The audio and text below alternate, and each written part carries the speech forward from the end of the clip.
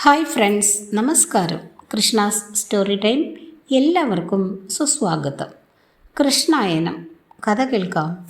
എല്ലാവർക്കും ശ്രീകൃഷ്ണ ഭഗവാന്റെ അനുഗ്രഹാശിസുകൾ ഉണ്ടാകട്ടെ എന്ന് പ്രാർത്ഥിക്കുന്നു. കൃഷ്ണായനം കേൾക്കുന്ന എല്ലാവർക്കും ഹൃദയത്തിൽ നിന്നും നന്ദി. കഴിഞ്ഞ ദിവസം ശകുനി വധമാണ് കേൾപ്പിച്ചിരുന്നത്. എല്ലാവരും കേട്ടിരിക്കുമെന്ന് കരുതട്ടെ. അത് മുഴുവനായിരുന്നില്ല. അതിൻ്റെ തുടർച്ച ഇന്നത്തെ വീഡിയോയിലൂടെ കേൾപ്പിക്കാം. ഇന്നത്തെ ഭാഗത്തിലേക്ക്. ഓം ശ്രീകൃഷ്ണ പരമാത്മനേ നമ. ശകുനി വധം തുടർച്ച. അഗ്നി പോലെ തീക്ഷ്ണഭാവത്തിൽ 1000 മുനകളോടെ ചീറിപ്പാഞ്ഞ അസ്ത്രം ശകുനിയുടെ മായയെ നശിപ്പിച്ചു. അവൻ്റെ എല്ലാ ആയുധങ്ങളെയും നിർവീര്യമാക്കി. പക്ഷേ ആയുധം ശകുനിയുടെ ഗളം മുറിച്ചില്ല. അത് കണ്ട് പ്രദ്യുമ്നൻ പോലും ഭയന്നു. ആയുധങ്ങൾ ശേഖരിക്കുവാൻ ശകുനി ചന്ദ്രവതീപുരിയിലേക്ക് പോയി. പ്രദ്യുമ്നൻ ദിഗ്വിജയത്തിനിറങ്ങി. അല്പനാളുകൾക്ക് ശേഷം കേശവൻ ഏകനായി പുറപ്പെട്ടു. എങ്ങോട്ടാണ് യാത്രയെന്ന് ബലഭദ്രനോട് മാത്രമേ മാധവൻ പറഞ്ഞിരുന്നുള്ളൂ. പ്രദ്യുമ്നന് വിജയയാത്രയിൽ ശകുനിയുമായി ഏറ്റുമുട്ടേണ്ടി വരുമെന്ന് കേശവൻ ഊഹിച്ചിരുന്നു. രാക്ഷസ സംഭൂതനായ ശകുനി നിസ്സാരനല്ല. വിശിഷ്ടങ്ങളായ ആയുധങ്ങൾ അവൻ്റെ പക്കലുണ്ട്. അവനെ എങ്ങനെ നശിപ്പിക്കണമെന്ന് പ്രദ്യുമ്നന് അറിയാതെ വന്നേക്കാം. ഏതായാലും പിന്നാലെ പോകുന്നത് നന്മ തന്നെയായിരിക്കും. ഇങ്ങനെ ആലോചിച്ചാണ് വാസുദേവൻ പുറപ്പെട്ടത്. കേശവൻ്റെ ചിന്തകൾ തെറ്റാറില്ല. ശ്രീകൃഷ്ണാസ്ത്രം ശകുനിയുടെ ഗളനാളത്തെ ബന്ധിക്കാതെ ആയതോടെ പ്രദ്യുമ്നൻ പരുങ്ങി. മറ്റു ദിവ്യാസ്ത്രങ്ങളും തീർന്നിരിക്കുകയാണ്. അനന്തരഗതിയെ കുറിച്ച് ആലോചിച്ചായിരുന്നപ്പോഴാണ് മനോഹരമായ ഒരു തേരിൽ ഗരുഡസമേതനായി കേശവൻ വരുന്നതവർ കണ്ടത്. യദുസൈന്യം മാധവനെ കണ്ട് ആനന്ദ നൃത്തം നടത്തി. പ്രദ്യുമ്നൻ ഓടിച്ചെന്ന് പിതാവിനെ വന്ദിച്ചു. മകനെ ആശ്ലേഷിച്ച് മൂർധാവിൽ ചുംബിച്ചു. മാധവൻ ആഹ്ലാദ ബാഷ്പത്തോടെ സുഖവിവരങ്ങൾ അന്വേഷിച്ചു. പ്രദ്യുമ്നൻ പറഞ്ഞു, ശകുനിയെ കൊല്ലുവാൻ എന്താണ് മാർഗമെന്ന് അറിയുവാൻ കഴിയുന്നില്ല. അവനെ നശിപ്പിക്കാതെ ഇവിടം വിടുവാനും കഴിയുകയില്ല.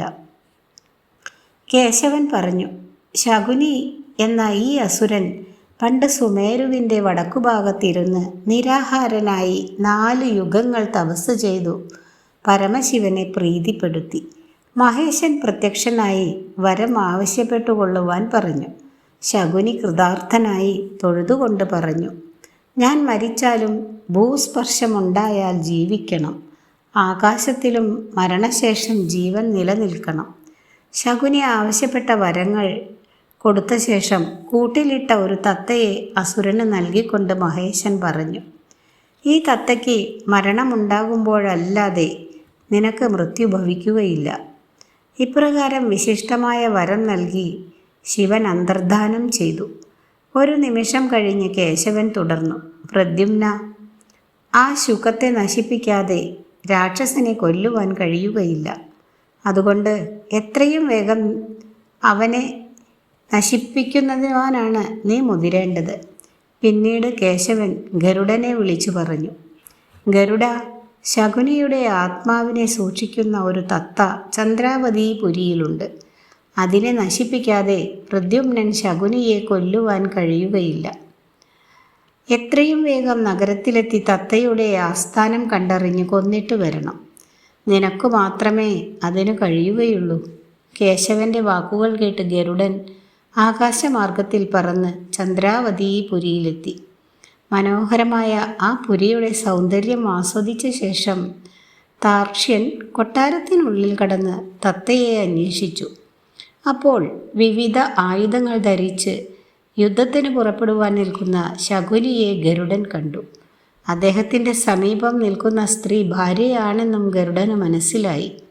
മദാലസ ശകുനിയോട് സംസാരിക്കുന്ന ശബ്ദം കേട്ടാണ് ഗരുഡൻ അങ്ങോട്ട് ശ്രദ്ധിച്ചതും. മദാലസ ശകുനിയോട് പറഞ്ഞു, നാഥ, ഞാൻ പല ദുർനിമിത്തങ്ങളും കാണുന്നു.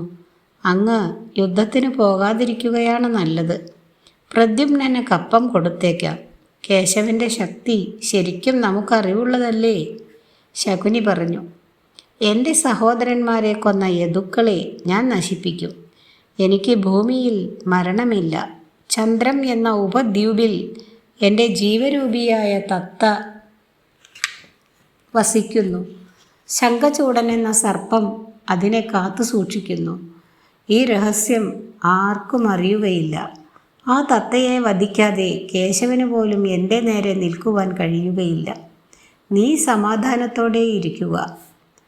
ശകുനി ഇങ്ങനെ പറഞ്ഞ് മദാലസയെ ആശ്വസിപ്പിച്ചെങ്കിലും അവൾക്ക് ഭർത്താവിനെ തടയുകയാണ് ചെയ്തത്. പക്ഷേ അസുരഭാവിയായ ആ ദുഷ്ടൻ കോപാകുലനായി പ്രദ്യുമ്ന സവിധത്തിലേക്ക് പുറപ്പെട്ടു.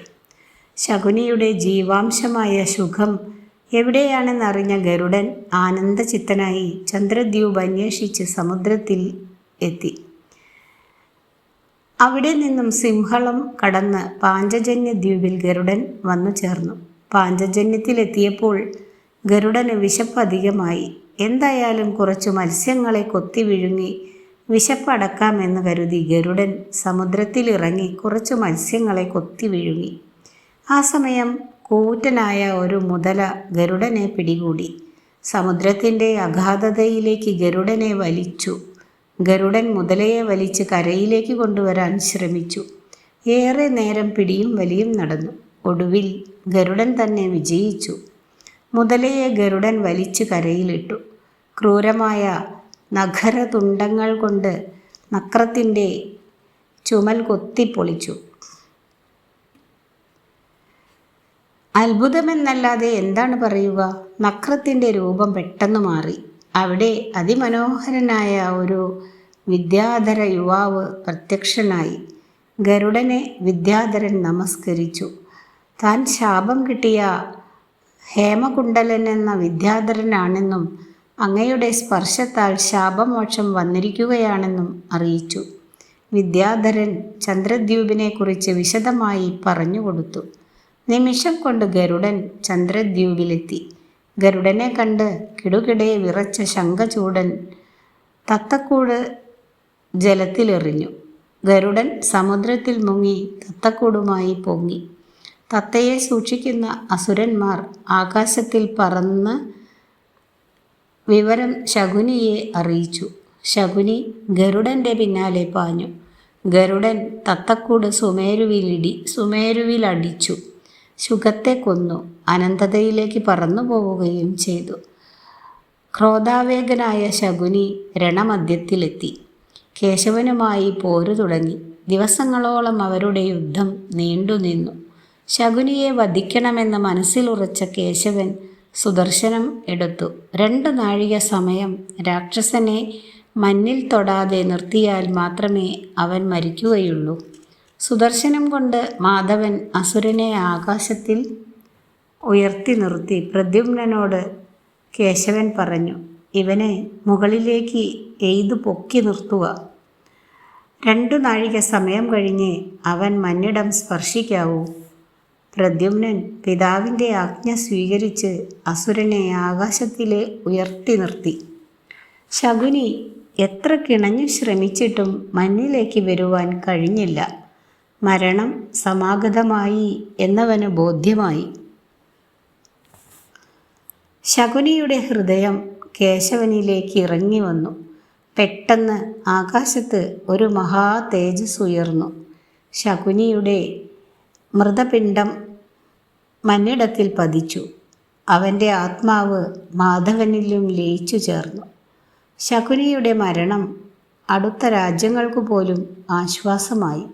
എല്ലാവരും കേശവനെ അഭിനന്ദിച്ചു. അധികം വൈകാതെ പ്രദ്യുമ്നൻ സർവ്വരാജാക്കന്മാരെയും ജയിച്ച് തിരിച്ചെത്തി. കേശവൻ്റെ നേതൃത്വത്തിൽ രാജസൂയം ഗംഭീരമായി നടന്നു. ദ്വാരക ലോകമെങ്ങും പ്രശസ്തരമായി. കേശവൻ്റെ നാമം എല്ലാ രാജ്യത്തും എത്തിച്ചേർന്നു. ഇതോടുകൂടി ശകുനി വധം എന്ന ഈ ഭാഗം അവസാനിച്ചിരിക്കുന്നു. അടുത്ത ദിവസം കേശവനും കുചേലനും എന്ന ഭാഗം കേൾപ്പിക്കാം. വീഡിയോ ഇഷ്ടമായാൽ എല്ലാവരും ഒന്ന് like, share, comment and subscribe. Thank you.